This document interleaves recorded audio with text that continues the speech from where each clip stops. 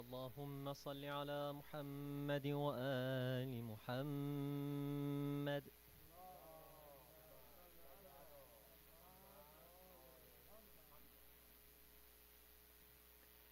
أعوذ بالله من الشيطان الرجيم. بسم الله الرحمن الرحيم. يا أيها الذين آمنوا لا تقدموا بين يدي الله ورسوله واتقوا الله إن الله سميع عليم. يا أيها الذين آمنوا لا ترفعوا أصواتكم فوق صوت النبي لا ترفعوا أصواتكم فوق صوت النبي ولا تجهروا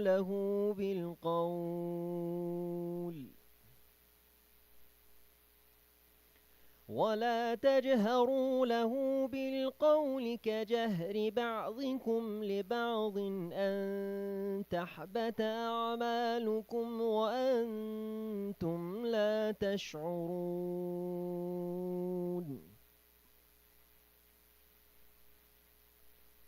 إن الذين يغضون أصواتهم عند رسول الله أولئك الذين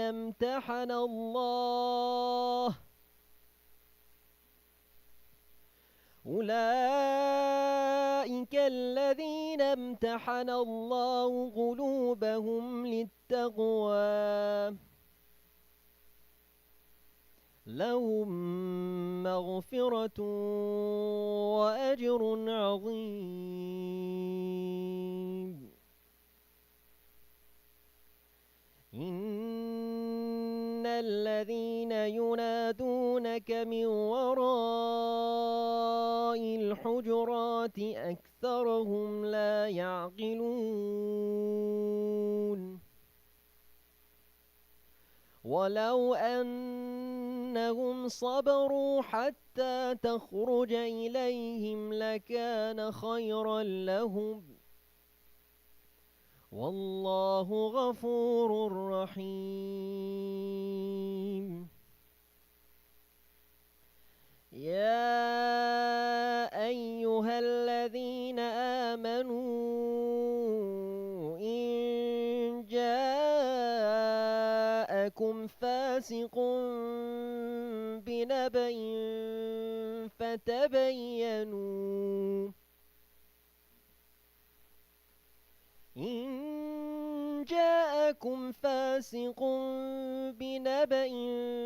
فتبينوا أن تصيبوا قوما بجهالة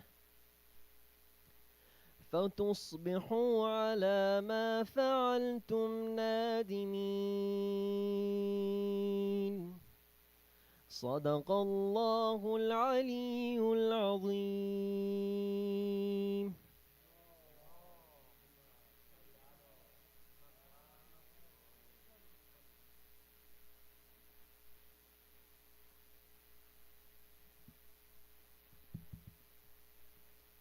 ترجمه فارسی 6 آیه اول سوره مبارکه حجرات.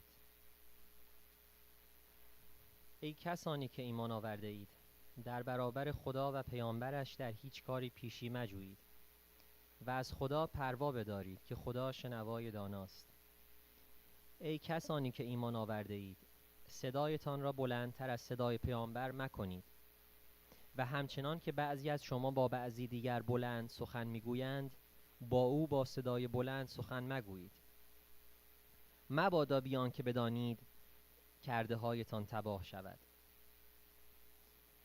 کسانی که پیش پیامبر خدا صدایشان را فرو میکشند همان کسانند که خدا دلهایشان را برای پرهیزگاری امتحان کرده است. آنان را آمرزش و پاداشی بزرگ است.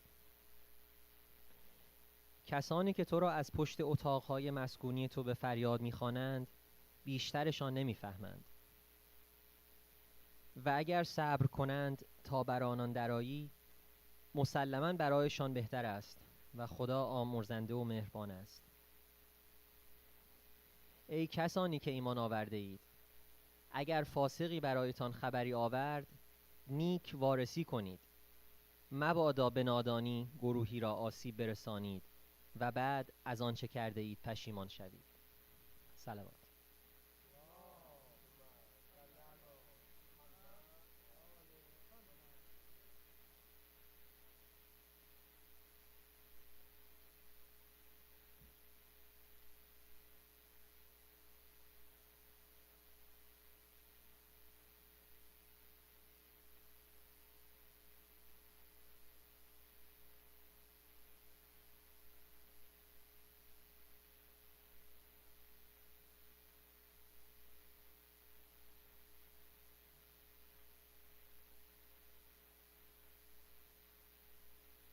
So, we're going to have the English translation as well for the first six verses of Surah Al-Hujurat. O you who have faith, do not venture ahead of Allah and His Apostle, and be wary of Allah. Indeed, Allah is all-hearing, all-knowing. O you who have faith, do not raise your voices above the voice of the Prophet, and do not speak aloud to him like you shout to one another, lest your works should fail without your being aware. Indeed, those who lower their voices in the presence of the Apostle of Allah, they are the ones whose hearts Allah has tested for God-weariness. For them will be forgiveness and a great reward. Indeed, those who call you from behind departments, most of them do not use their reason. Had they been patient until you came out for them, it would have been better for them, and Allah is all-forgiving, all-merciful. O you who have faith, if a vicious character brings you some news, verify it, lest you should visit harm on some people out of ignorance and then become regretful for what you have done. Salawat.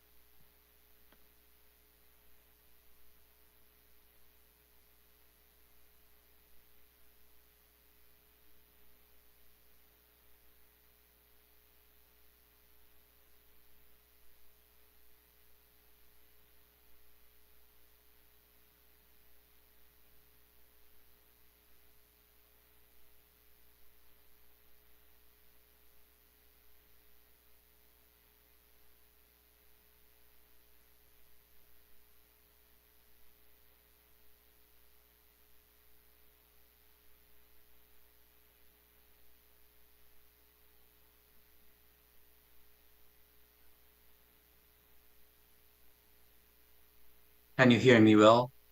Yeah, we can hear you well. Okay.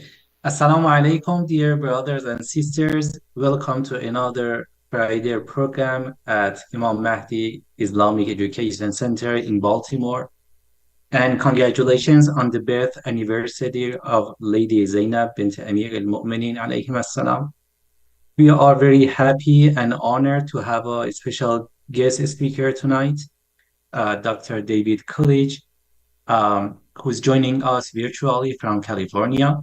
I'm going to introduce him briefly and then pass it on to him to deliver his talk. So Dr. David Coolidge is a visiting faculty at Bayan Islamic Graduate School, which is partnered with the Chicago Theological Seminary. He received his PhD in 2023 from the Graduate Theological Union with a dissertation about Muslim perceptions of the Hindu tradition.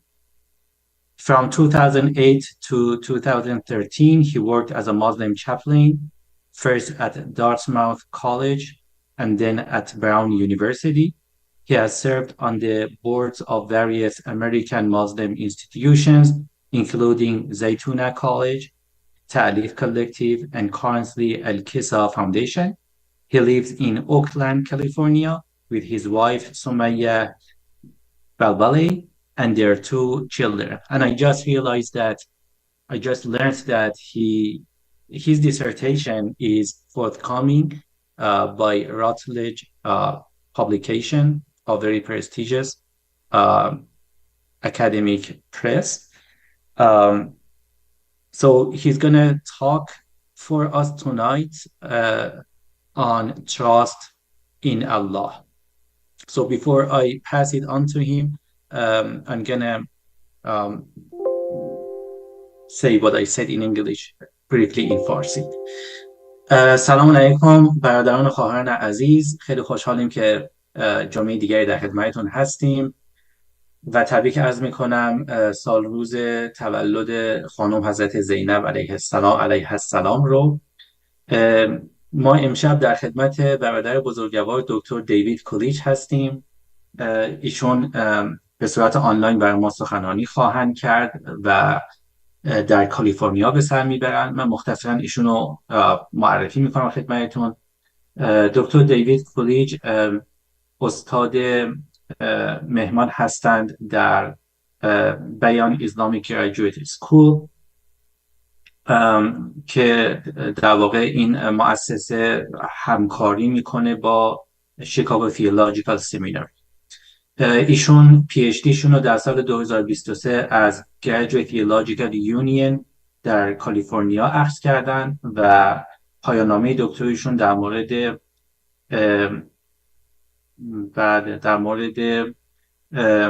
برداشت مسلمانان از دین هندو یا دیدگاه مسلمانان درباره دین هندو هستش. از سال 2008 تا 2013 ایشون چپلین مسلمانان بودن، اول در کالج دارتماوت و بعدش در دانشگاه براون. ایشون در بورد مؤسسات اسلامی متعددی مشغول بودن، من جمله زیتونه کالج، تعلیف کالکتیو و در حال حاضر الکسام فاوندیشن.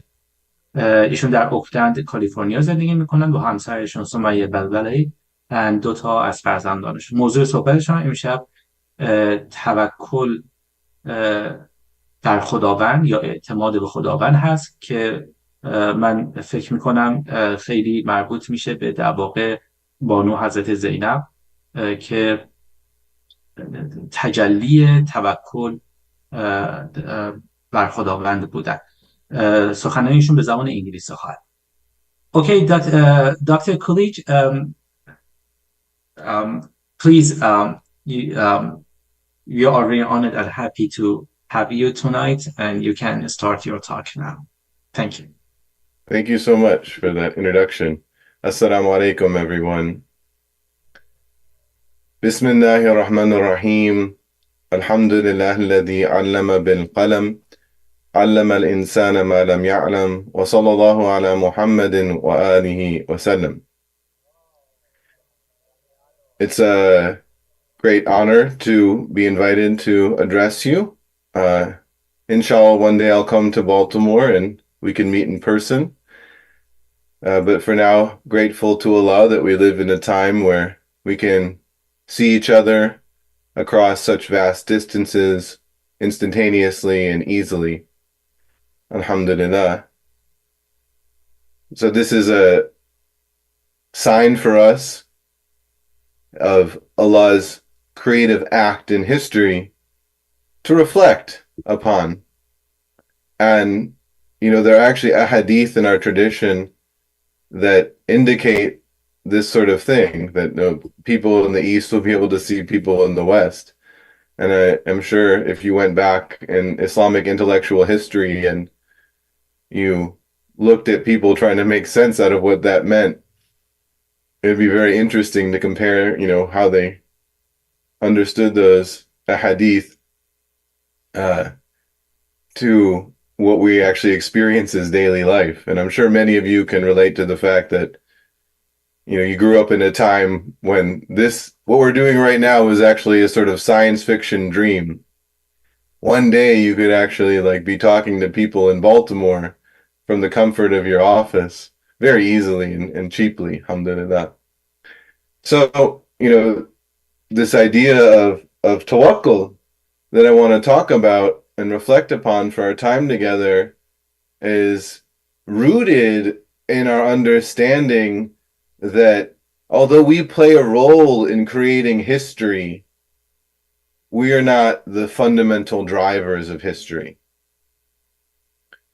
When we look at the Quran, we see this idea over and over again that things are happening in different times and different places, and that's very important to remember that the Quran is very ahistorical in the sense that it doesn't indicate precisely, when and where this happened, because that's not the point, right? So, for example, the story of Musa and Harun, alayhim salam, Moses and Aaron, may peace be upon them, we know it takes place sometime in Pharaonic Egypt, but Pharaonic Egypt was a 3,000-year civilizational enterprise. So, just saying that it was the Pharaoh, and that so you can kind of put it in time and space in some sort of concrete fashion, but it's a pretty wide range.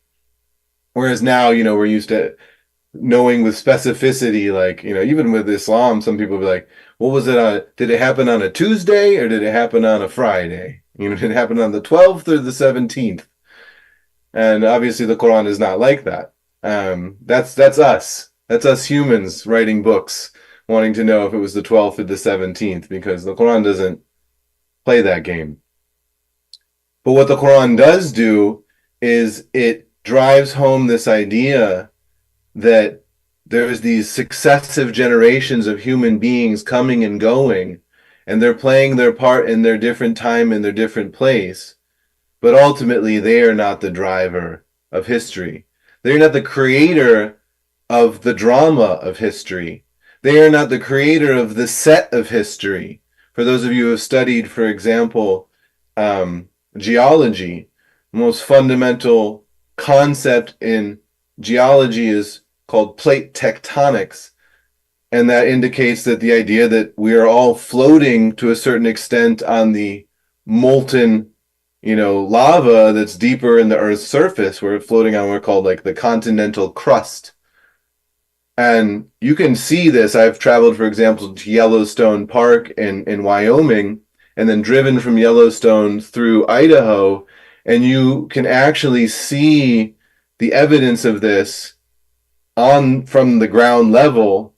And then if you look at it from a Google Maps perspective, you can see that the caldera, the huge volcano that's underneath Yellowstone National Park, has been drifting, and it used to be underneath Idaho, and so there's all this black, lava in Idaho because, I don't know, 10 million, 5 million years ago or whatever it was, that's where that caldera was.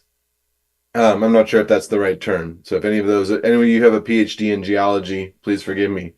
But I'm a layman's geologist. Something I find very interesting, but I never even took a course in it in college. So please correct me if I'm wrong. But the point is that, as the scientists will argue, the shape of land on the planet Earth did not look like it does now. Right now we say, well, Iran is over there in Asia and we're over here in North America, but 200 million years ago, there was no North America and there was no Asia. The map looked completely different than it does now. So for Beni Adam, the tribe of Adam or Homo sapiens, Allah subhanahu wa ta'ala, the creator, the transcendent Lord of all the universe and all time and space, in Allah's infinite wisdom and knowledge and power and choice, chose for the map to be the way it is now. And that's the map that we've all lived in, and that's the map that's been the case for all of the 5,000 years of recorded human history. So the part that we play in creating history is, especially as individuals, is very minor. But it's not that it doesn't matter. It's that it is definitely the case that it doesn't matter. It is definitely the case that it does not matter, right? In the sense of, why is the Quran picking out these vignettes of people's lives and then telling them to the Prophet sallallahu alaihi wasallam, peace and blessings be upon him, and then through him telling them to, the companions, and then through them going forward into history, telling it to all of us? Because these little vignettes in human history actually have incredibly powerful insight for us in our own lives, because ultimately we have to follow the path that they followed, right? So Musa and Harun, coming out of nowhere, so to speak, and then going to the court of the Pharaoh and saying, hey man, like, I've come to guide you to the path of surrender to the Lord of the universe. And, if you put yourself in the shoes of Pharaoh, you must have been like, these guys must be crazy, right? Because, now that would be like me going into like the White House, and, I'd be happy to do it if they invite me, being like, hey, President Biden, or, come January 20th, hey, President Trump, I'm here to invite you to the path of surrender to the Lord of the universe, and for you to make tawbah for your crimes. And I'm sure they would be like, who is this guy? But, that's the truth. If we take the Quran seriously, that, like, in a way, like, even though we come from the same kind of social class, like, I'm more privileged than they are, because I've gotten to know the Prophet Muhammad sallallahu alaihi wasallam. I've gotten to know the Quran over the last 25 years, and gotten to know, Islam in general. And so when we reflect upon tawakkul and we think about it in a Quranic context, we have to put that in conversation with our lived experience of being human. And so the Quran just doesn't say, like, have tawakkul. It shows you what tawakkul looks like, and it gives you Surah Yusuf, for example, to show you the example of Yusuf alayhi salam, Joseph, peace be upon him, and to say that, like, you could have this awful situation over and over and over again, but you can be like Yusuf and you can find your way out. And so the verse that I want to give, that's the kind of my general, sort of Quranic, reflection on tawakkul. But the verse I want to give is general in terms of it not being about a specific person. This is Surah Al-Furqan, verse 58. أعوذ بالله من الشيطان الرجيم وتوكل على الحي الذي لا يموت وسبح بحمده وكفى به بذنوب عباده خبيرا. صدق الله العلي العظيم. Put your trust in the living one who does not die, and celebrate his praise. He suffices as one all aware of the sins of his servants. So let's unpack that a little bit. Al-Hayy alladhi la yamut, that inherently, when put into this historical, socio-historical context of these stories of the prophets, alayhim salam, and the awliya, is saying your trust, your ultimate trust, has to be in the one who was not like us, who know that we weren't created, that we were given the gift of life, right? Through the power of Al-Muhyi, right? The giver of life. But he's Al-Hayy. He's life itself. There is no life. There's no being without Al-Hayy. right? Later philosophers use the term al-wujud, but especially like in an English idiom, actually life is a very powerful concept to say that al-hayy is life itself. You know, time, space, biology, physics, chemistry. Al-hayy is bringing all that out into the world, into the universe of what we can perceive through al-muhyi, the giver of life. Right? But he is life himself, herself, itself, right? And there is no life, you know. Ya hayy, you know, qabla kulli hayy, ya hayy ba'da kulli hayy, right? The living who is before all life, and the living who is after all life, as Dur al-Ahad states.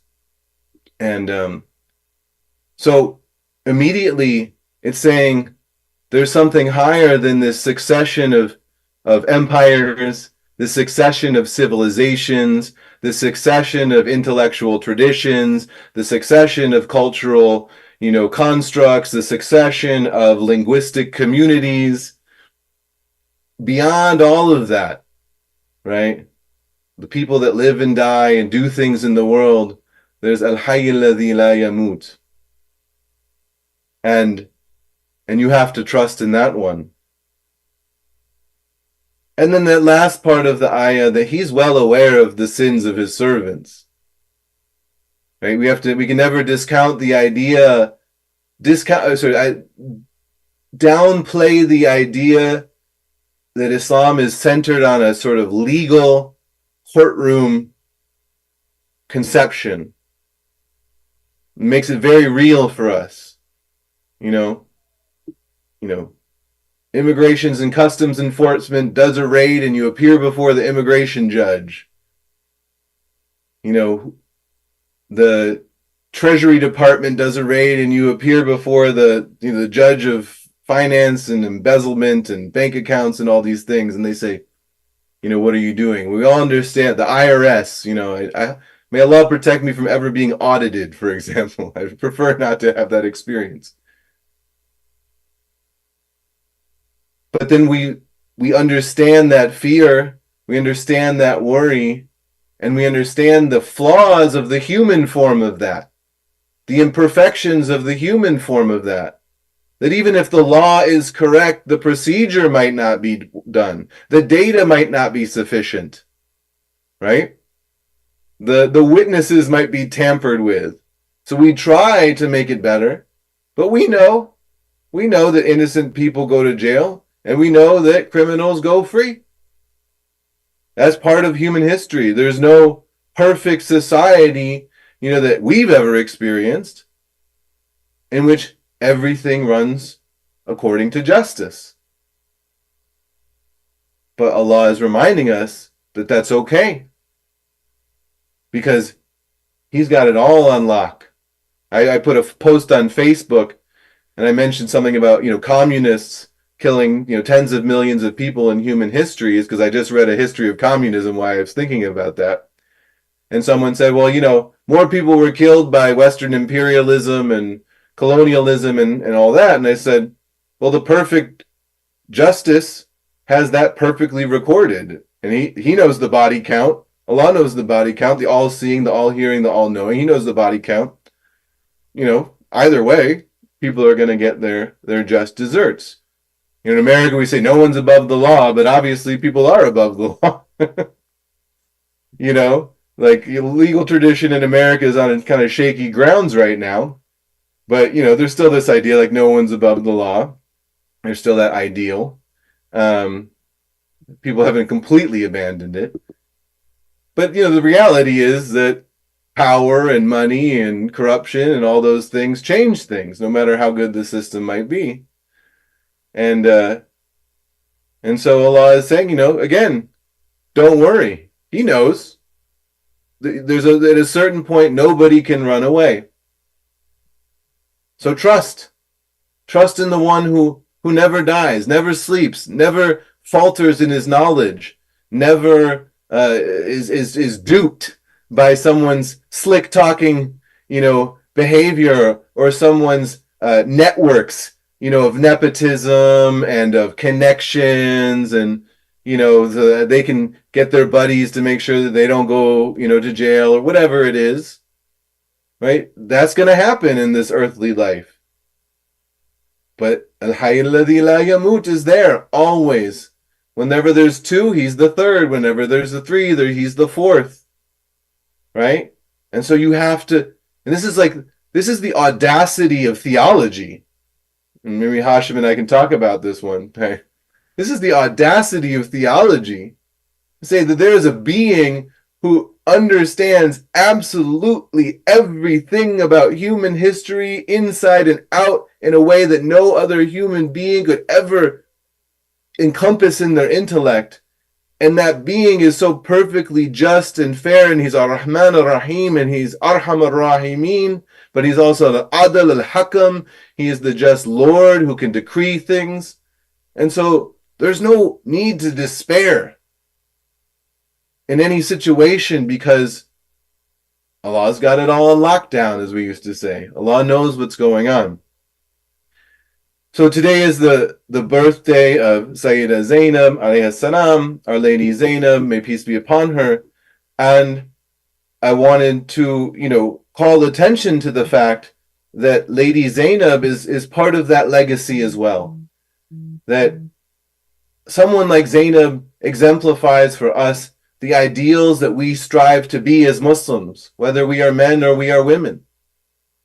To be a person that can undergo such tribulation and yet still have their faith intact, and then still in a position when they have no opportunity of reform or rectification because her brother has been killed and all the soldiers have been killed, she still speaks truth to power.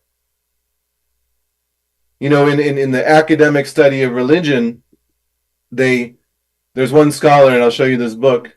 It's called The Meaning and End of Religion by Wilfred Cantwell Smith. It's considered a classic in the academic study of religion.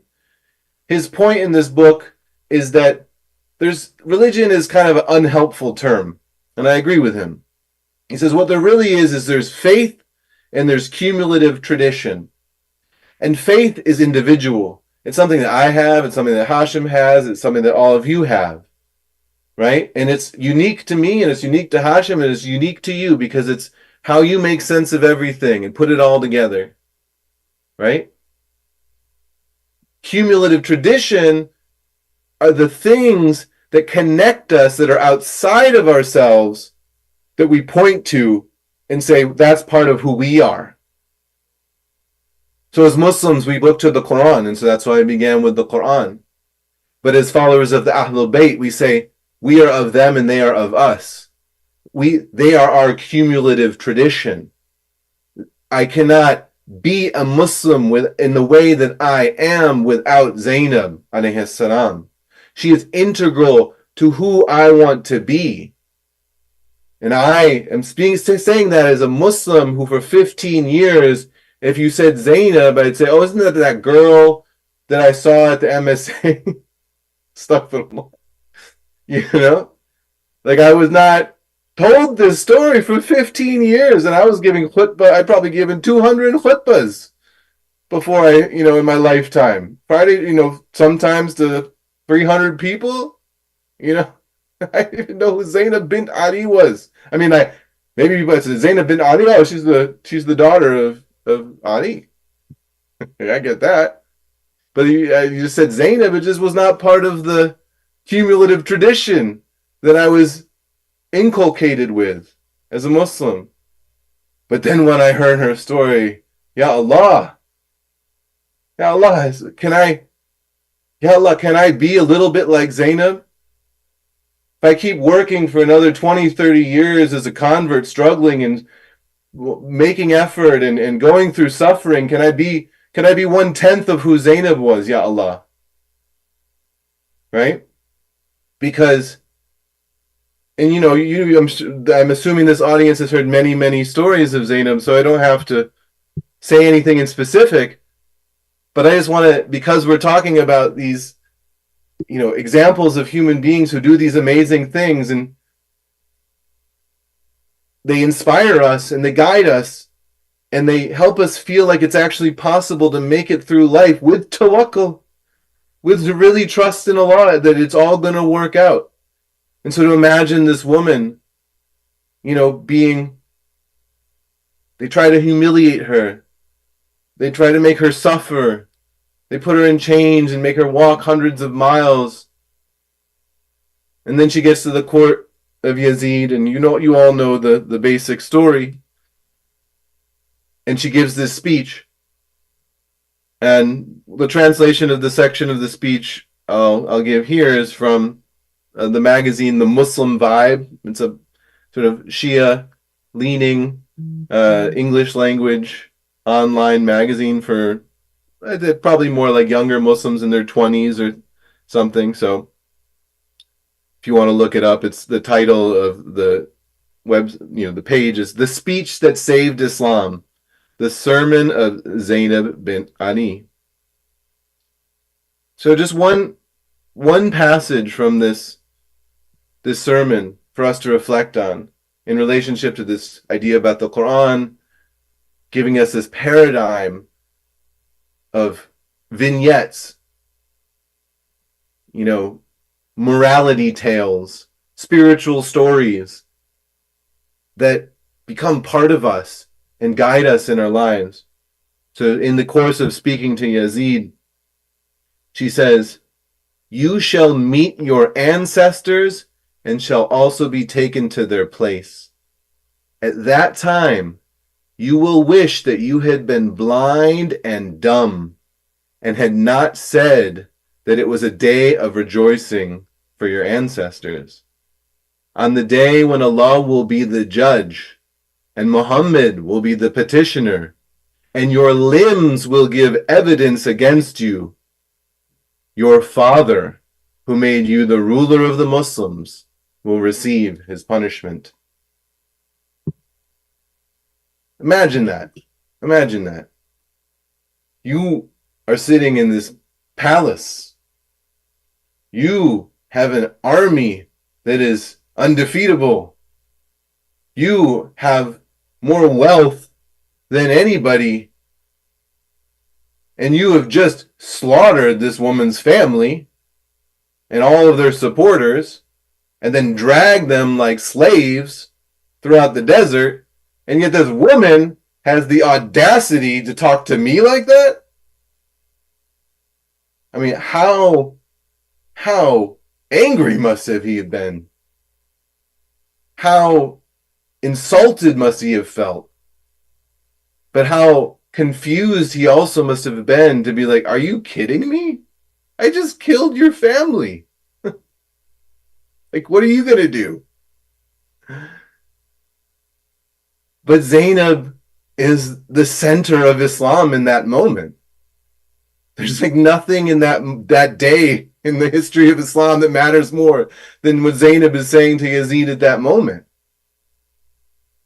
And now here we are, over 1,000 years later, and we're talking about Zainab like she's everything we want to be. I don't know what she looks like. I don't know how tall she is, right? But these meanings and these messages are transmitted through history to inspire us and comfort us. And that is what the Mufassirun, the scholars of Quranic exegesis, say is the first role of the stories of the Quran for the sake of the Prophet Muhammad himself, sallallahu alaihi wasallam, is that he was going through some stuff. I would make that point, use that language a little bit more strongly if it were appropriate, but I'll restrain myself. He was going through some stuff, and Allah was trying to comfort him. And so you look at some of these stories and you see the way Allah says it. He's speaking directly to the Prophet himself, saying, don't be afraid. Don't be sad. Keep going. You can do it. I'm with you. I'm on your side. There's nothing to be afraid of.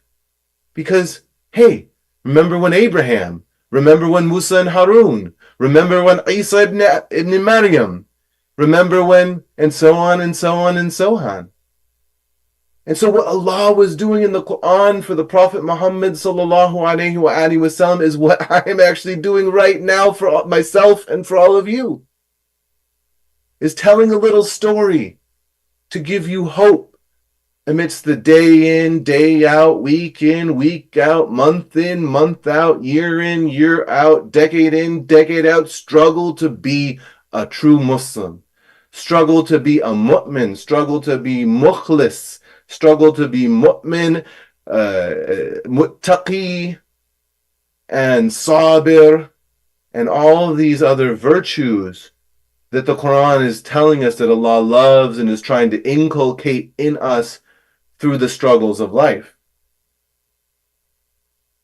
Allah says very clearly, I will test you. And we look at people like Zainab and we say, Ya Allah, please don't give me a test like that. Please don't let me see my family killed. Please don't let me be oppressed in the name of Islam.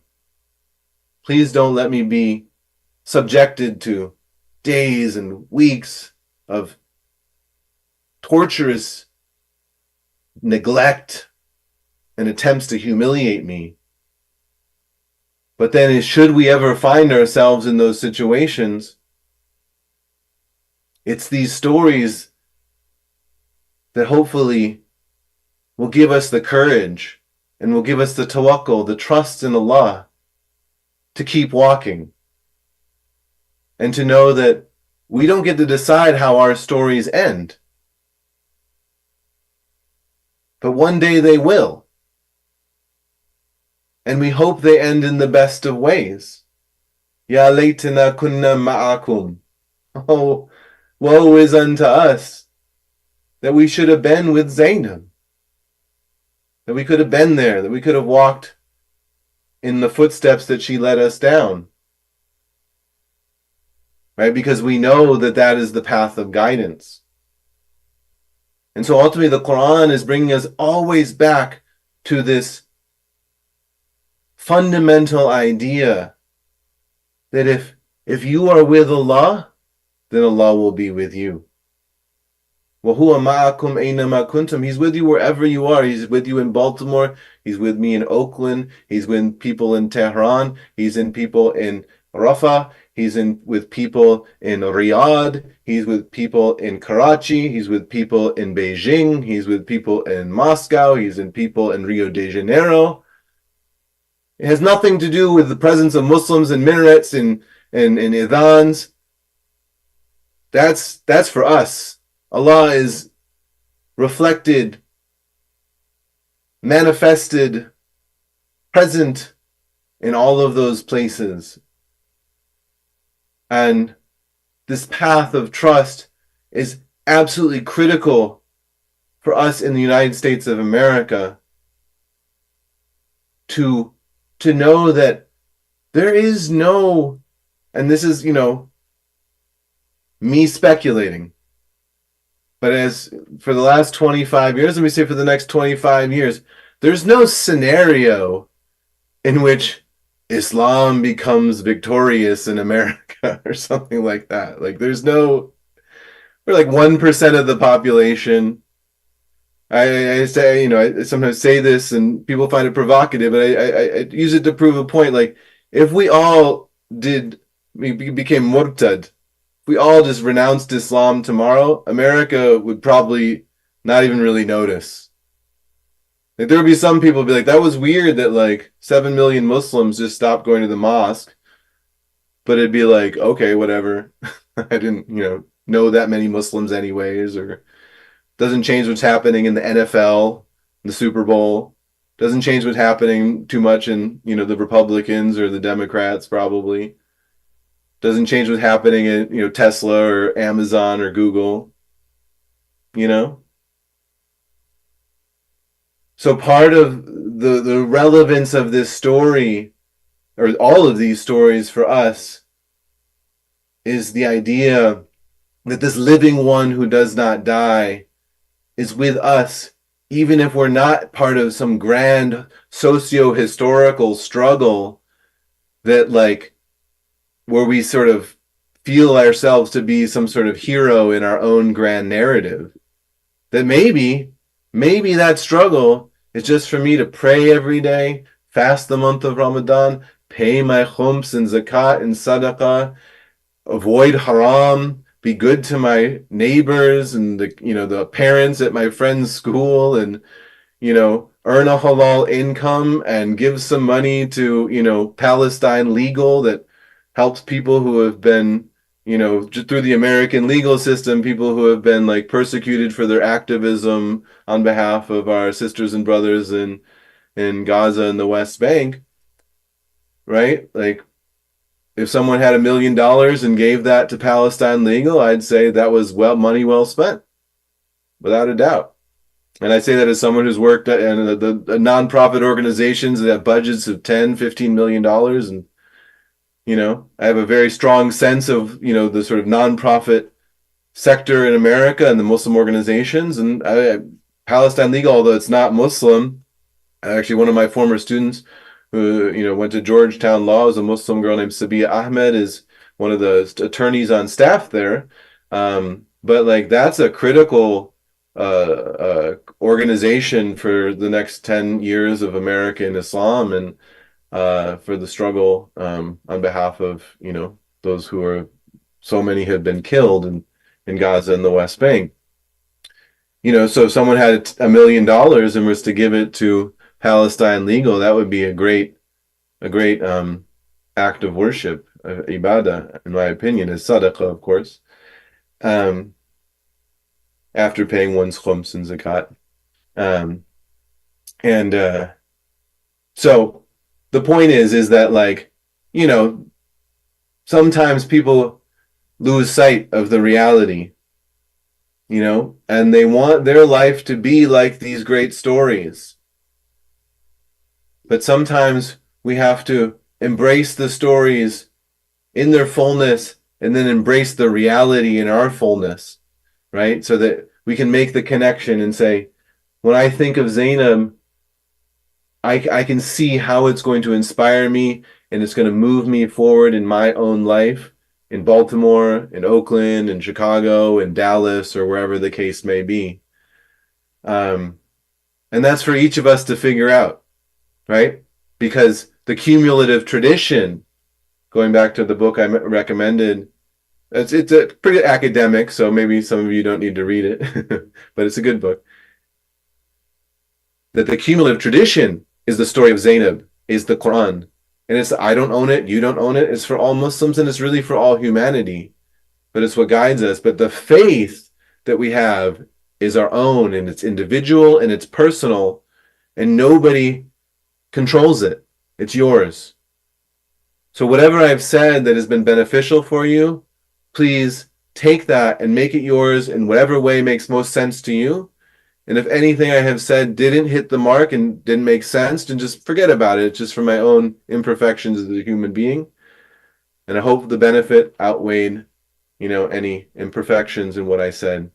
Alhamdulillahi Rabbil Alameen. They wanted to leave 5 minutes for questions or comments. So thank you so much for listening. May Allah bless you. And Jazakumullah khaira. Assalamu alaikum.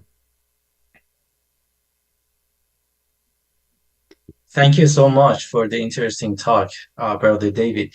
So, brothers and sisters, if anyone has a question for Brother David, and I have a question myself, but let's see if anyone else has a question.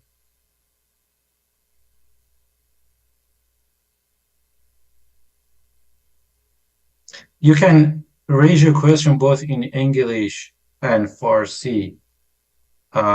If you ask it in Farsi, I can translate it into English.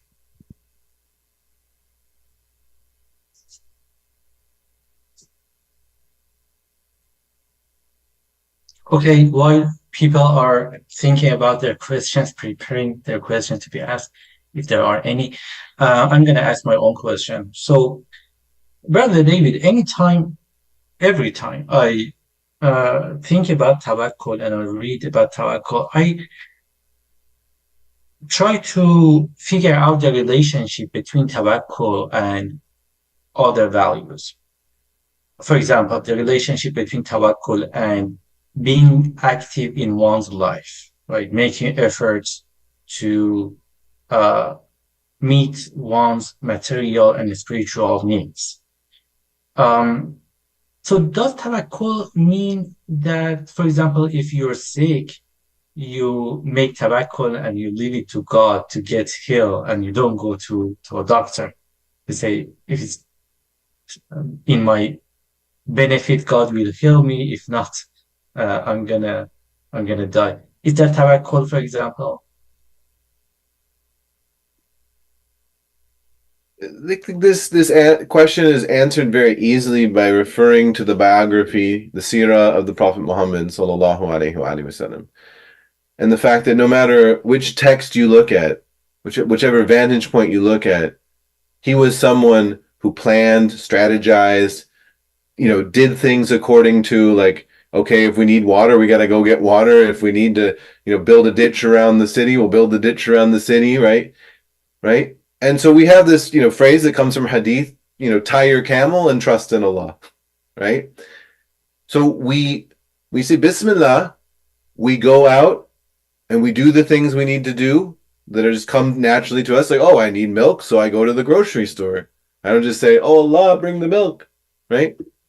So I go to the grocery store, and then, I have my tawakkul along the way. The first store is closed. Okay, alhamdulillah, tawakkaltu ala Allah, I trust in Allah. I really need the milk, so I'll go to the next store, trust in. But the thing about tawakkul, and the reason I gave the example I did, is that there are times when we feel constrained by social forces, right? Or even biological realities. So, like, I had a friend who died from ALS, Lou Gehrig's disease, and he was one of the most vibrant people I've ever known. And at the age of about 40, rahmatullahi alayhi, may Allah have mercy on him, it started. And I saw him go from one of the most vibrant, charismatic people I knew to someone who couldn't move his body or even speak. And he had to type out with his eyes on an iPad, which then would speak a robot voice to me with our last conversation. So there are moments when Allah constrains you, right? Allah is al-qabid and al-basit, right? And there's moments when He constrains you, and you really, at that moment, you don't have an option, right? You've gone to the 6 hospitals, and they don't have a doctor that knows what to do. Do you give up at that point? No. At that point, that's when another type of tawakkul kicks in, where you say, like Ayub, Prophet Ayub in the Quran, Massani ad-dur, some affliction has hit me. Wa anta arhamar rahimin, but you are the most merciful of those who show mercy. And part of it is the recognition that, and I think this is something so powerful about the Shiite tradition, is it doesn't mean that the earthly answer is going to be the nice one. Maybe that moment is the moment when you're like Imam Hussein, and shimmer comes, right? And you don't have anything left in your body. You can't even move anymore. So you have a little bit of ability to speak, and so he uses his voice, but he can't use his body anymore. And then finally, it's done. Or Lady Zainab, alayhi salam, may peace be upon her, in the court of Yazid. There's no army. She has no army. She has no advocate. She has no, lawyer. She has no, ambassador. She's alone. She's with her family, but like, she's the one who has to, stand there and either acquiesce or speak. And so she speaks because that's all she has. And so what the outcome will be, she has tawakkul, right? So the idea is, part of the life of the prophets and part of the lives of the imams is that you use what you have, but you also recognize that there will be moments when you will run out of options and there will be nowhere to turn. And we see that in Gaza. The people just, they lost 7 members in their families, and they're just saying, Hasbunallahu wa ni'mal wakil. I mean, we've seen it with our own eyes. Hasbunallahu wa ni'mal wakil. I trust in Allah, right? God is sufficient for me and the best organizer of my affairs. Like, what else can I do? But those things don't just happen randomly. Those things happen to the prophets. Those things happen to the awliya. Those things happen to the family of the prophet. And so we don't need to despair, because it's not like there's a disconnect here. It's not like there's a disconnect between what's happening in Palestine and Lebanon and the Quran and the lives of the Ahlul Bayt at all. It may be a disconnect for someone who has a different religion, right? There's a religion that says that if you follow this path, you're going to have a lot of nice cars and a nice house and security, and people are going to treat you with honor and dignity, and they're going to respect you, and you're going to respect your children. And that's not our religion, right? That's not our cumulative tradition. And so there's levels of taqwa, there's levels of tawakkul, and there's a certain special tawakkul that is a type of elevation or test for the best of us. And we just pray that Allah, gives us ease, and He gives us well-being, He gives us afiyah. But if it's in Allah's plan that we should be those people, some of those people in history that have to go through really difficult things, then we're ready for it. And I just want to say, well, one thing about that is that, because I'm an American whose family came from, England in 1630, years ago I decided that I'll be the last person to leave. If they kick everybody out and I'm the last one, that's how it should be. Because probably I was the first one here, except for the Native American Muslims, And so there's also a sense you have to know where your struggle is. Lady Zainab knew what she was doing, and she was fully cognizant and invested in the path that she was on. I'm fully invested in the struggle for Islam in America, so that's where my things come from. There are things that I've never experienced, and I just will never probably get the chance to experience that in other countries and in other places and other realities. But even in the United States of America, for all the nice things that we have, mashallah, Allah will, and that's what happened with my friend. My friend had a nice house, he had a nice family, he had, everything was fine. And so, but Allah gave him this terrible tribulation, and he had to face his Lord through that. And there were some people whose faith was really challenged by watching him go through that, but talking to him, and he took every medical opportunity he had. He had hope that something might really slow the decline, but at the end it didn't. And so he had to just have that raw Ayubi tawakkul. And I hope, I don't know what state he was in his final, but I trust that, he met his Lord in a good state. And may Allah be easy with us and help us to face those things. Thank you. Thank you so much. Any other question? And we don't have much time left. But if there is a short question, I don't see any hand. Okay. So may God grant all of us true tawakkul and the highest levels of tawakkul. God may help us be true follower of Lady Zainab. Thank you so much, Dr. David, for giving us your time and sharing your thoughts and reflections with us. May God accept this act of worship from you. And yeah, I'm looking forward to seeing you again here in Baltimore in person next time, inshallah. Please recite a loud salawat for his health and success. Allahumma salli ala Muhammad wa ali Muhammad. Okay, we can end it. Have a great time and take care. Thank you so much for having me. Assalamu alaikum. سلام علیکم و رحمت الله. دوستان عزیز، با اجازه من میتینگ آنلاین رو قطع میکنم و میکروفون رو دیگه میدیم به مجری برنامه که اعلام ختم جلسه رو داشته باشه.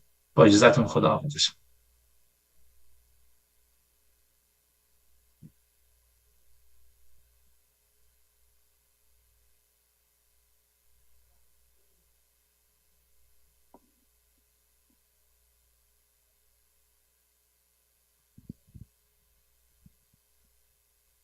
السلام عليك يا رسول الله يا حبيب الله السلام عليك يا مولاي يا أمير المؤمنين يا سيد الوسيين. السلام عليك يا ابن فاطمة الزهراء سيدة نساء العالمين. السلام عليك يا مولاي يا أبا الحسن يا إمام حسن المجتبى يا ابن أمير المؤمنين. السلام عليك يا مولاي يا أبا الحسن يا أبا عبد الله الحسين الشهيد ابن أمير المؤمنين. السلام عليك يا مولاي يا إمام زين العابدين السجاد. السلام عليك يا مولاي يا إمام محمد الباقر العلوم.